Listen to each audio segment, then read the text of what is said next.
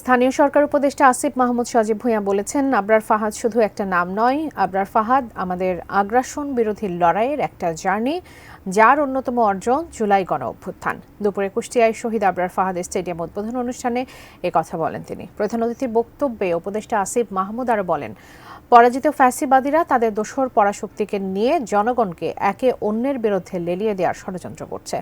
তিনি আরও বলেন, আগ্রাসন বিরোধী সংগ্রামে আবরার ফাহাদের মতো যারা আত্মত্যাগ করেছেন তাদের স্মরণে রাখবে জাতি। সে কারণেই কুষ্টিয়া স্টেডিয়ামের নাম আবরার ফাহাদের নামে করা হয়েছে।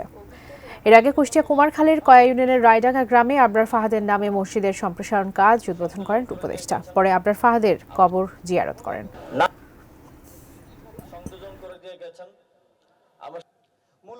নানা ছোটখাটো ইস্যুতে জনগণকে বিভক্ত করার, একে অপরের বিরুদ্ধে লেলিয়ে দেওয়ার ষড়যন্ত্র করে যাচ্ছে পরাজিত শক্তি।